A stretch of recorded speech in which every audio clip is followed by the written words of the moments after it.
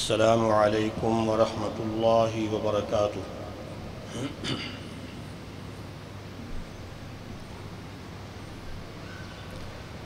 الحمد للہ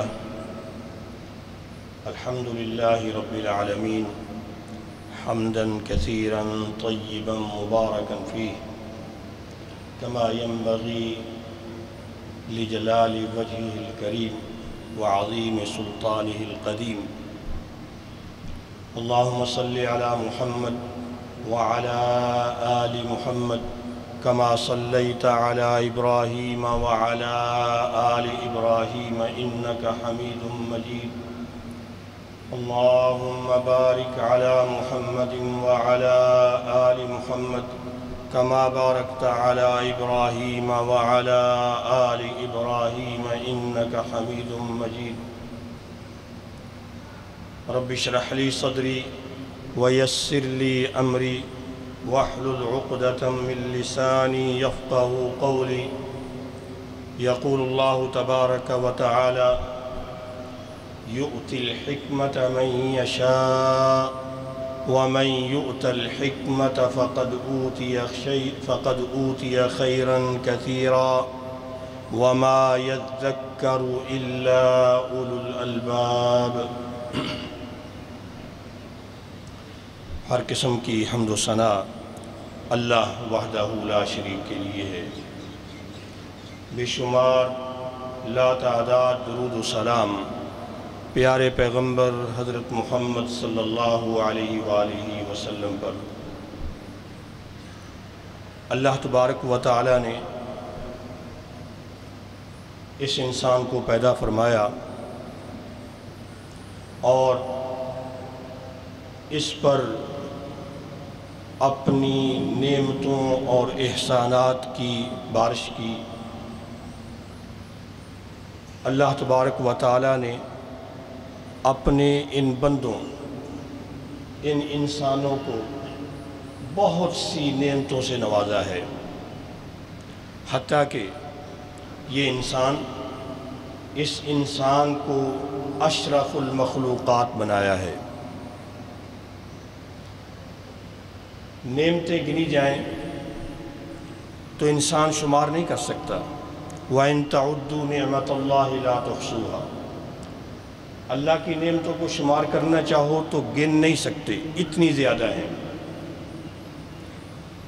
آس پاس کیا کچھ ہے وہ ایک الگ، اگر انسان اپنے جسم پر غور کرے، سر سے لے کر پاؤں کے ناخن تک، اس جسم میں اللہ تعالیٰ نے کتنے اعضاء، کتنے ٹکڑے، کتنے حصے بنائے، اور ہر ایک اپنی جگہ پہ اس انسان کی خوبصورتی کا بھی سبب ہے، اس کی طاقت کا بھی باعث ہے، اور دنیا میں اس انسان کے رہنے سہنے بلکہ دنیا کا نظام چلانے کے لیے اس انسان کو بہت کچھ صلاحیتیں عطا فرمائیں۔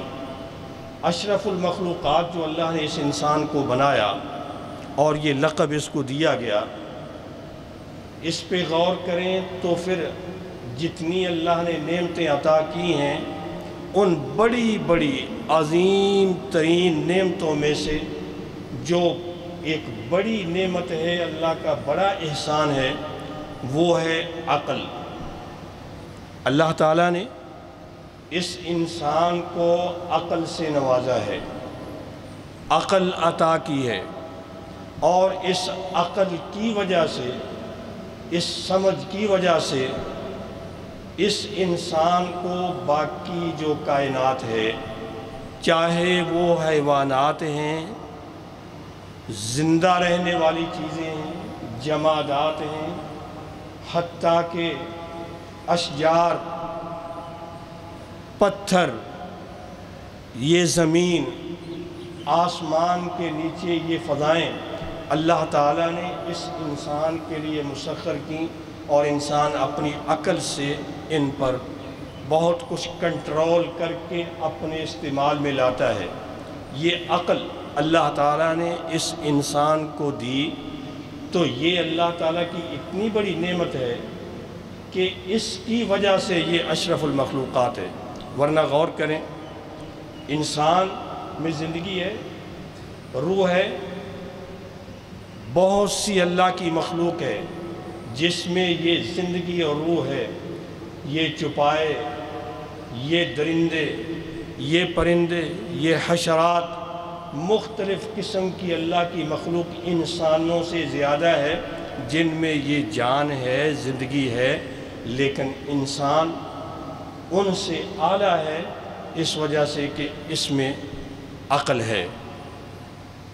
اور یہ عقل کیوں اتنی اہمیت کی حامل ہے؟ اس عقل کے استعمال کرنے اور اس سے سمجھ حاصل کرنے اور اس کو اپنی زندگی میں بروئے کار لانے سے انسان کو پتہ چلتا ہے کہ اچھا کیا ہے، برا کیا ہے، اس انسان کے لیے نفع کی کیا چیز ہے، نقصان کہاں پہ ہے۔ بازار میں جائیں، دکان پہ جائیں، کسی سے لین دین کریں، دنیا کے معاملات ہیں، وہ انسان اپنی عقل کی بیس پہ کرتا ہے۔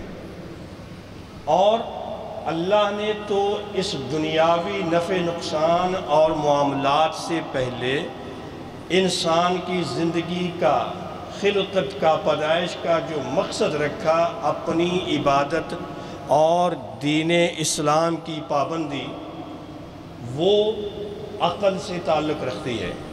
اللہ تبارک و تعالیٰ نے قرآن مجید میں کتنی جگہ پہ، بلکہ کہیں بے شمار مقامات پر انسان کو مخاطب کیا تو انسان کی عقل کو مخاطب کیا ہے۔ ان فی ذلک لآیات لقوم یعقلون، اس میں عقل والے لوگوں کے لیے نشانیاں ہیں۔ سمجھتے کون ہیں؟ عقل والے۔ قرآن مجید میں اللہ تبارک و تعالیٰ دوسرے پارے میں لمبی ایک آیت میں بہت سی اپنی نشانیاں یہ مخلوق کا ذکر کر کے، ان فی خلق السماوات والارض واختلاف اللیل والنہار والفلک التی تجری فی البحر بما ينفع الناس وما انزل اللہ من السماء من ماء فاحیا به الارض بعد موتها وبث فيها من كل دابة وتصريف الرياح والسحاب المسخر بين السماء والأرض لآيات لقوم يعقلون۔ اللہ فرماتے ہیں یہ جو اللہ نے پیدا کیا ہے، آسمانوں کو، زمین کو، دن اور رات، یہ پانی اوپر سے نازل کیا بارش کا، زمین پہ گرتا ہے، زمین سے انگوریاں اگتی ہیں، اللہ تبارک و تعالی ہوائیں چلاتا ہے، سمندروں کے اندر کشتیاں چلتی ہیں، لمبے لمبے تم سفر کرتے ہو، تجارت کرتے ہو، اللہ تبارک و تعالی بادل لاتا ہے، بارش برساتا ہے، کیا کچھ ہے۔ یہ سب کچھ اللہ تعالیٰ کی نشانیاں ہیں، اللہ کی قدرت بتلاتی ہیں، اس انسان کو اپنے خالق سے ملاتی ہیں، لیکن کون لوگ ہیں جو اس کو سمجھتے ہیں؟ لا آیات لقوم عقل والے یعقلون، جس کے پاس عقل ہے اس کو سمجھ آتی ہے کہ یہ آسمان کیا ہے، یہ زمین کیا بتاتی ہے، یہ بارش نہیں ہو رہی تو کیوں، اور اگر ہو جاتی ہے اچانک تو کیوں، کون کرتا ہے، یہ سب کچھ، اتنی گرمی کیوں ہو گئی، اور اچانک اللہ چاہے تو چند منٹوں میں ٹھنڈی ہوا چلا دے، وہ اس کی مرضی، یہ اس کی مرضی ہے۔ آپ کا اے سی آدھے گھنٹے میں اتنا ٹھنڈا نہیں کرتا جتنے چند منٹوں میں پوری فضا ٹھنڈی ہو جاتی، کون کرتا ہے؟ یہ اللہ کی نشانی ہے۔ لیکن کن لوگوں کے لیے؟ جو اپنی عقل سے کام لیتے ہیں۔ اللہ تبارک و تعالی اس کے لیے، عقل کے لیے قرآن مجید میں بہت سے الفاظ استعمال کرتا ہے۔ اللہ تبارک و تعالی یہ بھی نہا کا لفظ استعمال کرتے ہیں، کُلُوا وَارْعَوْا أَنْعَامَكُمْ إِنَّ فِي ذَلِكَ لَآيَاتٍ لِأُولِي النُّہَىٰ، تم خود بھی کھاؤ، یہ زمین میں جو اللہ نے پودے اور پھل اگائے تم خود بھی کھاؤ، اپنے چپاؤں کو بھی چراؤ اور کھلاؤ، اس میں بھی آیات ہیں، نشانیاں ہیں، عبرت کے سمجھ کے نشان ہیں کن لوگوں کے لیے؟ اولِ النہا، جن کی عقل کام کرتی ہے۔ اور ایک اور جگہ پہ جو پہلی آیت میں نے پڑھی، اللہ فرماتے ہیں اللہ تعالیٰ یؤتی الحکمت من یشاء، اللہ جس کو چاہتا ہے حکمت عطا فرماتا ہے۔ ومن یؤت الحکمت فقد اوتی خیرا کثیرا، اور جس کو حکمت مل گئی اس سے بہت زیادہ خیر مل گئی۔ لیکن یہ کس کے لیے؟ وما یذکر الا اولو الالباب، سمجھ کس کو آتی ہے، نصیحت کس کو آتی ہے، کون استفادہ کرتا ہے؟ صرف اولو الالباب، عقل والے۔ عقل، نہا، لب، یہ الفاظ استعمال کیے۔ علماء یہ بیان کرتے ہیں کہ اصل اس کا مطلب یہ ہے، ہم تو اس کا مطلب سمجھ کر لیتے ہیں کہ سمجھ، لیکن مطلب اس کا یہ ہے کہ یہ عقل، یہ سمجھ، یہ اللہ نے صلاحیت اس انسان کے کھوپڑی میں، دل میں رکھی ہے، جو اس کو استعمال کرتا ہے تو یہ قوت، یہ صلاحیت اس انسان کو بتلاتی ہے کہ اس سے آگے تیرے لیے نقصان ہے، یہاں رک جا، اب تو اپنے آپ کو موڑ کر اس طرف کو کر لے تاکہ تو نقصان سے بچ جائے۔ وہ دنیا کا نقصان ہے یا آخرت کا نقصان ہے؟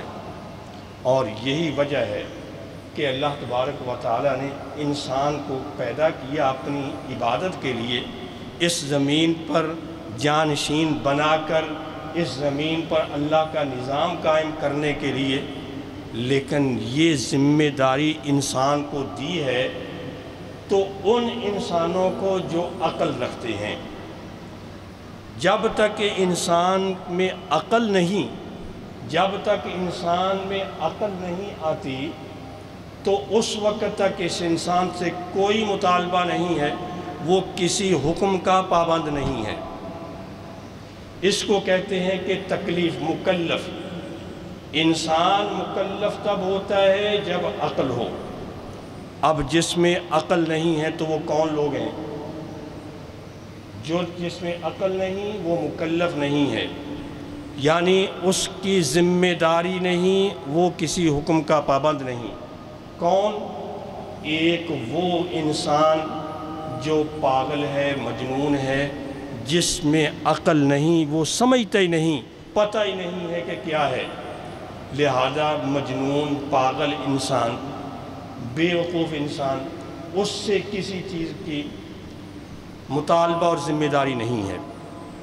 اور دوسرا وہ شخص، ایسا انسان جو بچہ ہے، بچے میں سمجھ کم ہوتی ہے، شروع میں بالکل نہیں، آہستہ آہستہ عقل آنی شروع ہوتی ہے، جب تک وہ بالغ ہو کر، بڑا ہو کر پوری سمجھ نہیں رکھتا، وہ کسی حکم کا پابند اور مکلف نہیں ہے۔ اور ایسا شخص جو زندگی میں ایسی حالت میں ہو گیا ہے کہ اس کو پتہ نہیں کہ کیا ہو رہا ہے، مثال کے طور پر سویا ہوا انسان، سویا ہوا انسان سویا ہے، نیند میں اس کو پتہ نہیں کہ اس کے آس پاس کیا ہے، اس پر بھی کسی حکم کی پابندی نہیں۔ رسول اکرم صلی اللہ علیہ وآلہ وسلم ارشاد فرماتے ہیں، رفع القلم عن ثلاثہ، عن النائم حتی یستیقظ، وعن الغلام حتی یحتلم، وعن المجنون حتی یفیق۔ نبی علیہ السلام فرماتے ہیں تین طرح کے بندے مرفوع القلم ہیں، یعنی وہ کسی حکم کے، کسی ذمہ داری کے، کسی عمل کے پابند نہیں ہیں۔ بچہ جب تک وہ بالغ نہیں ہوتا تو وہ مرفوع القلم ہے، کیونکہ ابھی اس کی عقل پوری نہیں ہے۔ اور وہ سویا ہوا انسان جو نیند میں ہے تو اس کو آس پاس کا پتہ نہیں، جب تک وہ جاگ کر عقل اس کی کام نہیں کرنے لگتی تو اس وقت تک اس پر بھی کوئی پابندی نہیں ہے، کوئی قدغن نہیں ہے۔ اور وہ مجنون اور پاگل انسان جب تک وہ ٹھیک نہیں ہو جاتا، اس کی بیماری ختم نہیں ہو جاتی، جب تک اس کو عقل اور سمجھ نہیں آتی، تو وہ بھی مرفوع القلم ہے کہ اس کی بھی کوئی ذمہ داری نہیں۔ اب اس بنا پر ہم دیکھیں تو اللہ تعالیٰ نے اس انسان کی عقل کو بنیاد بنایا دنیا کے معاملات کو سمجھنے، نفع نقصان کو دیکھنے کے لیے، حتیٰ کہ دین کے معاملات میں بنیادی طور پر عقل ہے، تب یہ انسان ہے، ورنہ اس کی انسانیت کا کوئی فائدہ نہیں ہے۔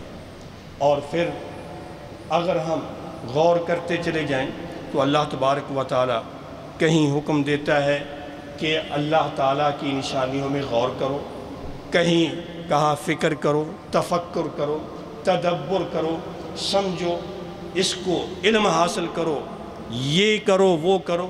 اور اگر کوئی شخص اس عقل کے نقصان کا باعث ہو، کوئی ایسا کارنامہ، ایسا کام، ایسی خطا ہو، ایسا جرم اس سے سرزد ہو جائے کہ کسی دوسرے انسان کی عقل ضائع ہو جائے، کہ وہ اس پہ چوٹ لگاتا ہے جس سے اس کے ہوش اڑ گئے، یا وہ پاگل ہو گیا، یا وہ بے ہوشی میں کومے میں چلا گیا، ایسے شخص کی جس کی عقل ختم کرنے کا باعث کسی کا جرم بنا، تو شریعت اسلامیہ نے اس پر پورے انسان کی دیت لازم قرار دی ہے۔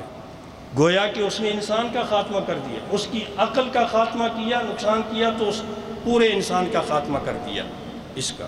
اب اس کا کیا مطلب ہے یہ ساری باتیں کرنے کا؟ یہ اس کا مطلب یہ ہے کہ انسان یہ ذمہ دار ہے، پابند ہے کہ اپنے اس عقل، اللہ کی دی ہوئی اس نعمت کی حفاظت کرے، اور کوئی ایسی حرکت، کوئی ایسا کام، کوئی ایسے اقدام سے باز رہے جس کی وجہ سے خود اس کی عقل یا کسی دوسرے کی عقل پہ پردہ پڑتا ہے یا نقصان ہوتا ہے۔ اور وہ بہت سی ایسی چیزیں ہیں جن کی وجہ سے انسان کی عقل میں خلل واقع ہوتا ہے۔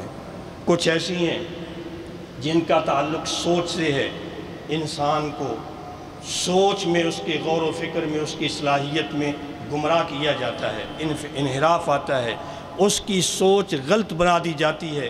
جیسے میڈیا میں بہت کچھ چلتا ہے، کتنی بری سوسائٹیاں انسان کی سوچ کو غلط کر کے غلط راستے پہ چلاتی ہیں، لیکن کچھ حصی طور پر ایسے عمل اور ایسی چیزوں کے استعمال سے روک دیا گیا جو انسان کے اس عقل کو کسی طرح سے نقصان پہنچاتی ہیں، اور ان میں سر فہرست شراب ہے، جس کو خمر کہا گیا ہے، یعنی نشہ آور چیز۔ قرآن مجید میں اللہ تبارک و تعالیٰ ارشاد فرماتے ہیں، یا ایھا الذین آمنوا انما الخمر والمیسر والانصاب والازلام رجس من عمل الشیطان فاجتنبوه لعلکم تفلحون انما يريد الشيطان ان يوقع بينكم العداوة والبغضاء في الخمر والميسر ويصدكم عن ذكر الله وعن الصلاة فهل انتم منتهون۔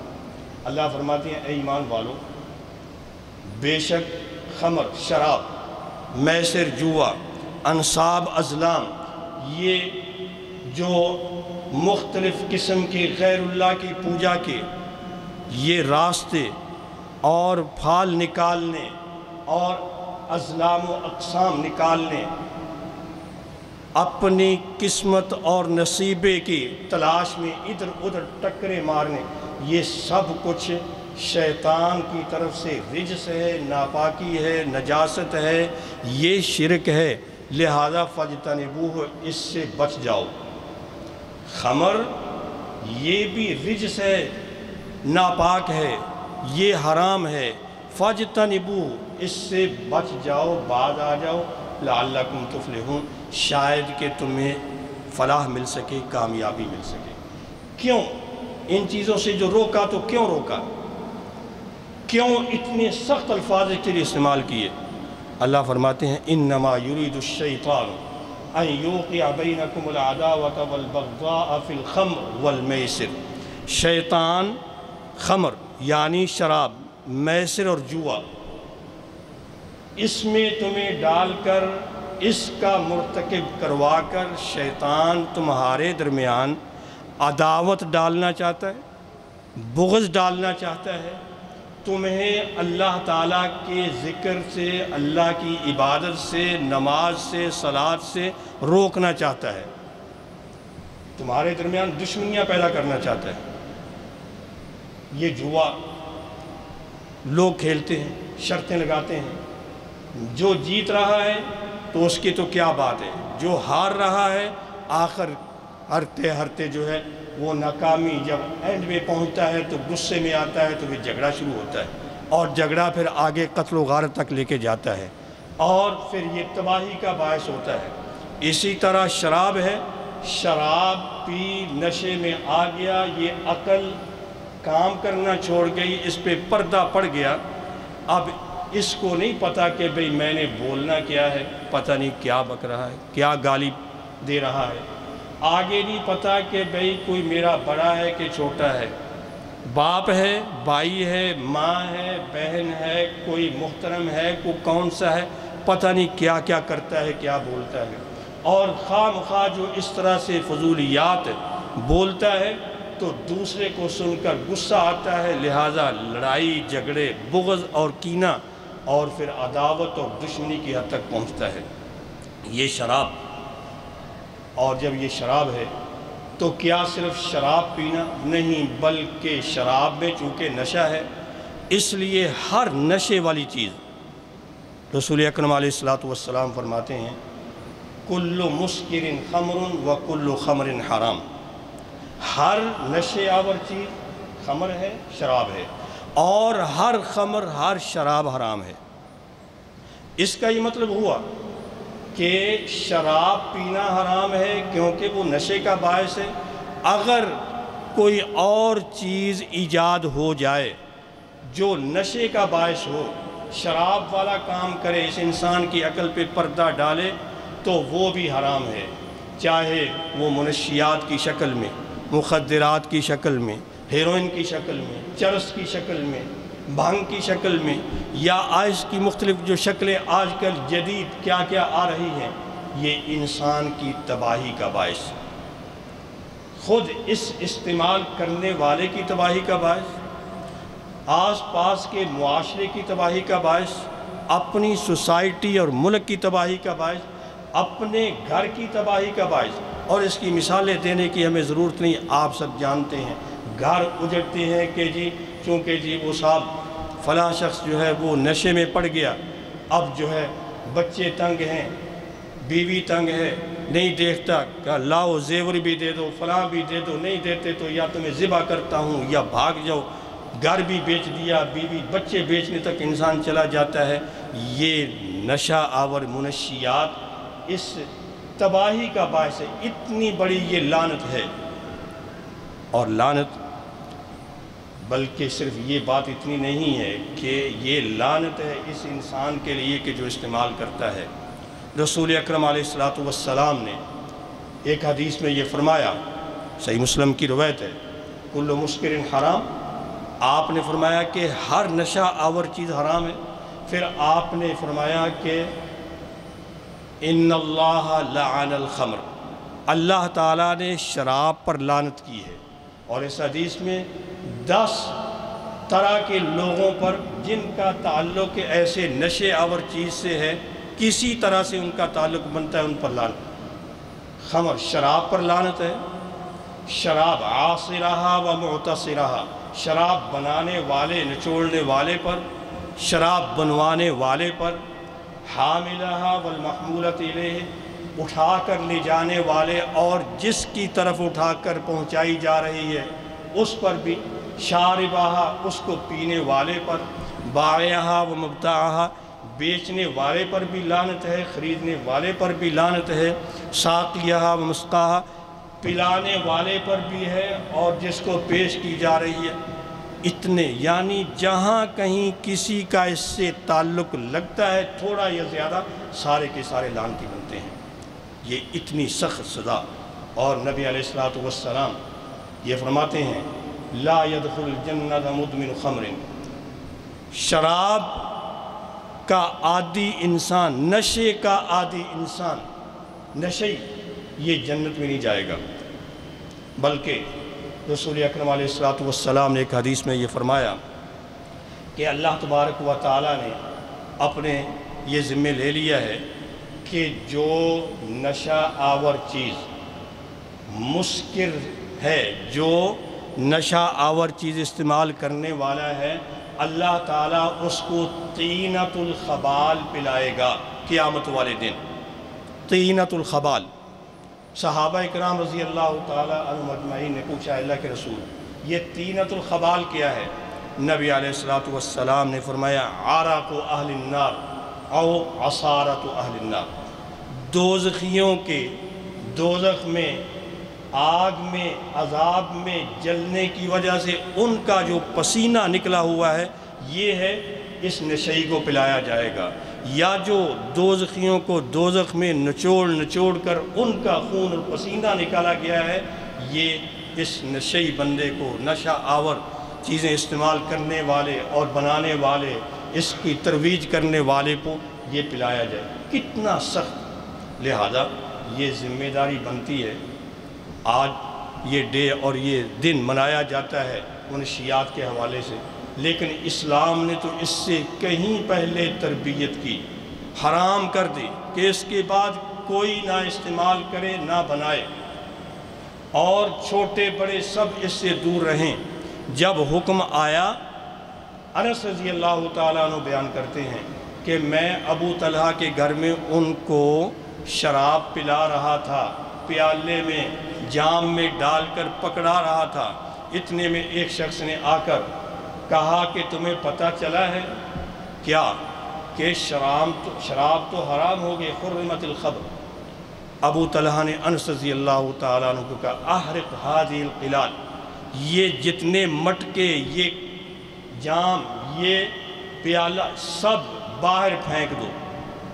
اتنا نہیں پوچھا کہ واقعی تو صحیح کہہ رہا ہے کہ غلط کہہ رہا ہے، چلو اس کی قیمت ہی لگوا رہے، نہیں، یہ حرام ہے تو حرام ہے، مسلمان اس کو کہتے ہیں۔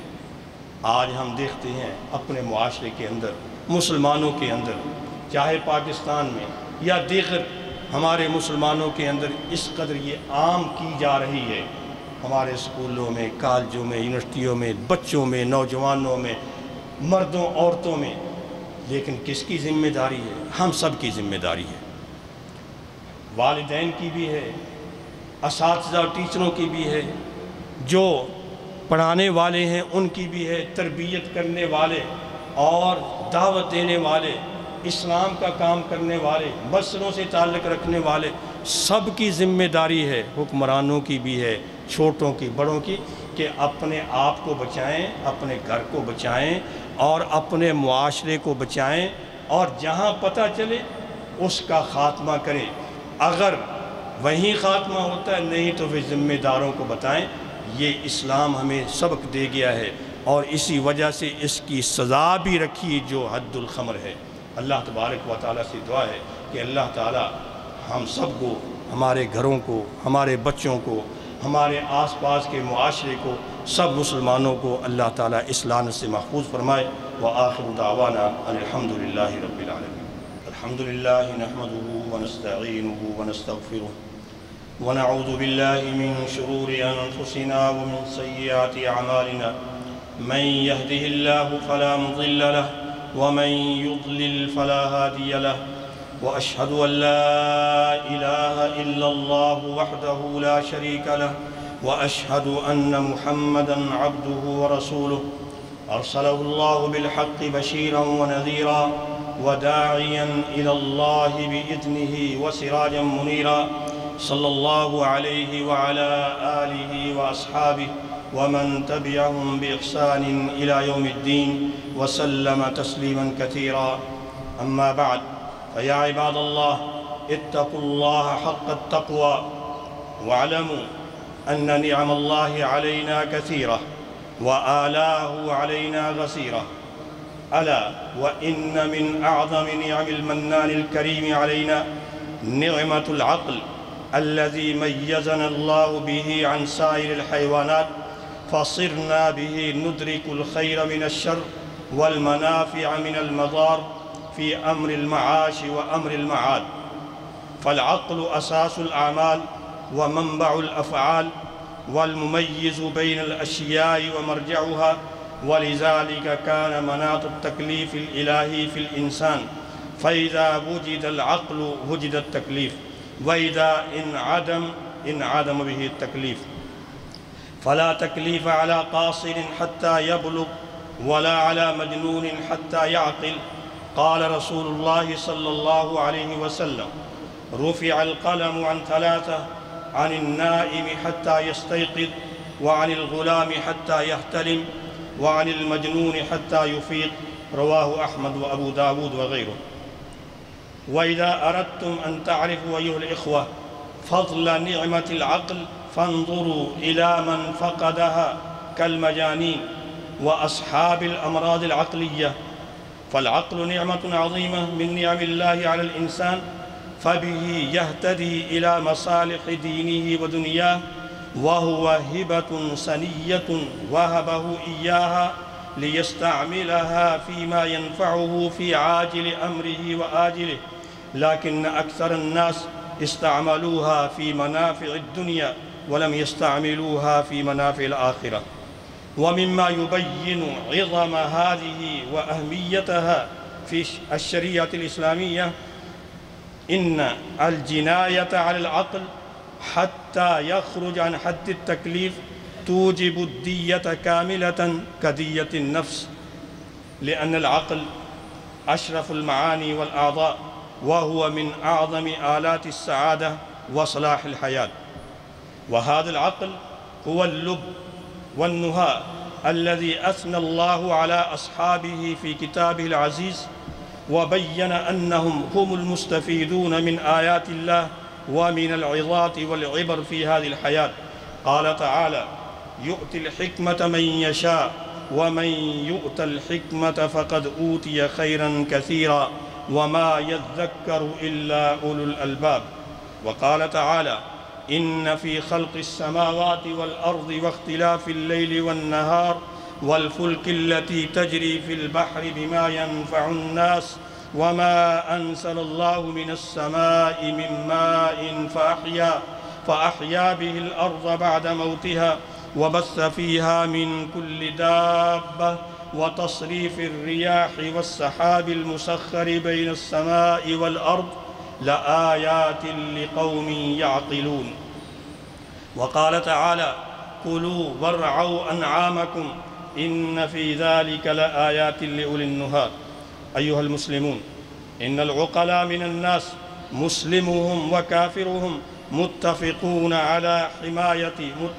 على وجوب حماية العقل من كل ما يخرجه من الاستقامة حتى لا يصير سيء التصرف يجني به على نفسه وعلى غيره. فلقد حافظ الإسلام على العقل البشري محافظة شديدة واعتنى به اعتناء بالغا، فإنه داخل في حماية الضروريات الخمس وضمن مقاصد الشريعة: حفظ الدين والنفس والمال والعرض وحفظ العقل. فقد حرم الإسلام كل المفسدات العقلية الحسية والمعنوية. فالمفسدات الحسية هي التي تؤدي إلى الإخلال بالعقل حتى يصبح كالمجنون، لا يعرف الخير من الشر ولا يعرف الضار من النافع ولا يميز بين الحلال والحرام ولا يعرف من الزوجة من البنت. هذه المفسدات العقلية الحسية هي الخمور والمخدرات وما قام مقامها من المسكرات والمفترات ونحوها. فقد جاء النص على تحريم الخمر ويقاس عليه ما مات له في الإسكار أو زاد عليه أو نقص. فقد جاء في قوله تعالى: يا أيها الذين آمنوا إنما الخمر والميسر والأنصاب والأزلام رجس من عمل الشيطان فاجتنبوه لعلكم تفلحون.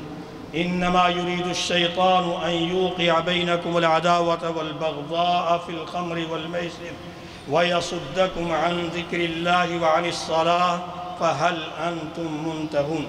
وقال صلى الله عليه وسلم: كل مسكر خمر وكل خمر حرام، رواه مسلم. وقال صلى الله عليه وسلم: إن الله لعن الخمر وعاصرها ومعتصرها وحاملها والمحمولة إليه وشاربها وبائعها ومبتاعها وساقيها ومسقاها، رواه أحمد وابن حبان والطبراني والحكم، وهو حديث حسن. ومما يدل على كبر ذنب إدمان الخمر ما ورد في حديث أبي الدرداء رضي الله تعالى عنه أن النبي صلى الله عليه وسلم قال: لا يدخل الجنة مدمن خمر، رواه ابن ماجه.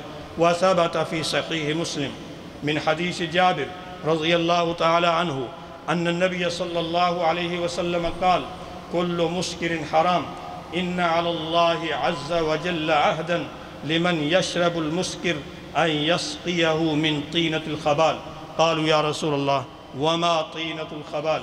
قال: عرق أهل النار أو عصارة أهل النار. أيها المسلمون، لقد أضحت حرب تهريب المخدرات وترويجها بين الناس من أخطر أنواع الحروب المعاصرة، يدرك ذلك من وقف في الميدان، فإن هذا الطوفان المدمر لا يسرع في زحفه إلى البيوت ويقتحم المدارس والجامعات الذكور والإناث، وتشكو آثاره عامة القطاعات، مما يستدعي منا أن نكون على وعي وإدراك لحجم الخطر، وأن نتعاون للقضاء على هذا الوباء المهلك.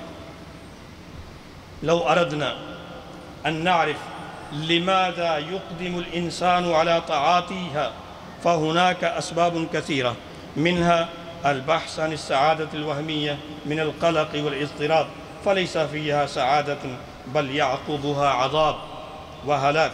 ومنها التغرير بالطلاب حول دور المخدرات في النجاح والتفوق، وهو في الحقيقة فشل ورسوب. ومنها سبب التهدية والتنويم لمن تأخر نومه أو راحته يلجأ إليها بدلا من التحصن بالأدعية والأذكار المأثورة. أسأل الله عز وجل أن يحفظنا ويحفظ شبابنا ويحفظ بلادنا وبلاد المسلمين من آفة المخدرات. أقول قولي هذا وأستغفر الله لي ولكم ولسائر المسلمين فاستغفروا إنه هو الغفور الرحيم. إن الحمد لله أحمده سبحانه وتعالى على إحسانه، والشكر له على توفيقه وامتنانه. أشهد أن لا إله إلا الله وحده لا شريك له تعظيما لشانه، وأشهد أن محمدا عبده ورسوله الداعي إلى رضوانه، صلى الله عليه وعلى آله وأصحابه وأعوانه ومن تبعهم بإحسان إلى يوم الدين، وسلم تسليما كثيرا. أما بعد، فيا عباد الله، اتقوا الله تعالى حق التقوى، واستمسكوا من الإسلام بالعروة الوثقى، واشكروا الله عز وجل على نعمائه العظمى، واعلموا أن أجسادكم على النار لا تقوى. عباد الله، المسكرات والمخدرات داء المجتمعات وسرطان الأمم وأم الخبائث ورأس الفتن والشرور، وكبيرة من الكبائر الذنوب. متعاطيها معرض نفسه لوعيد الله ولعنته وغضبه.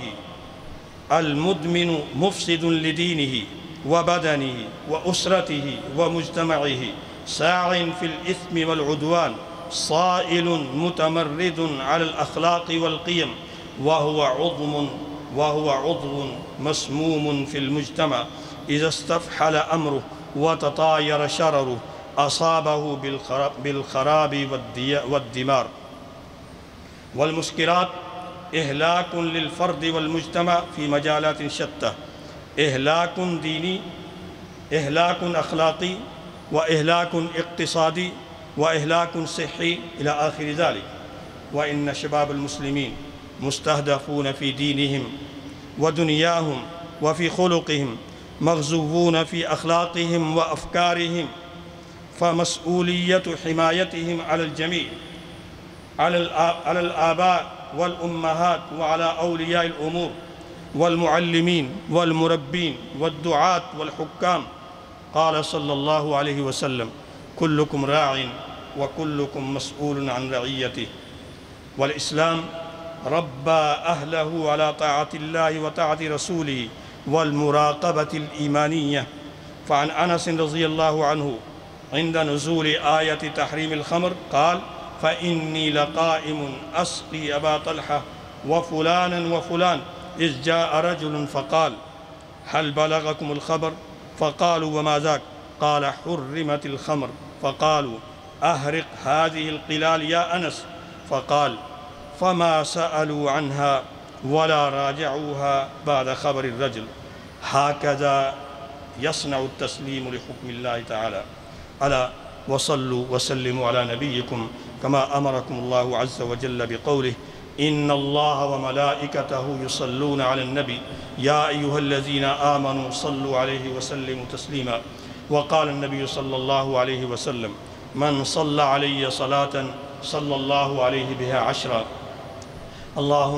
اللهم صل وسلم وبارك على نبينا ورسولنا محمد وعلى آله وأصحابه وأتباعه وأعوانه ومن تبعهم بإحسان إلى يوم الدين. اللهم ارحمنا ولا تنظر إلى سوء أعمالنا. اللهم استر عوراتنا وآمن روعاتنا. اللهم احسن عاقبتنا في الأمور كلها وأجرنا من خزي الدنيا وعذاب الآخرة.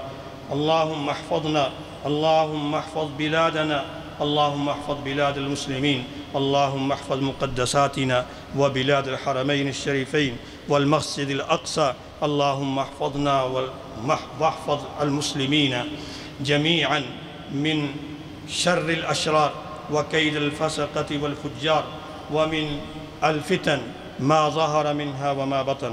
اللهم ارحمنا، اللهم ارحمنا، اللهم اسقنا، اللهم اسقنا غيثا مغيثا مريعا مريعا نافعا غير ضار عاجلا غير آجل.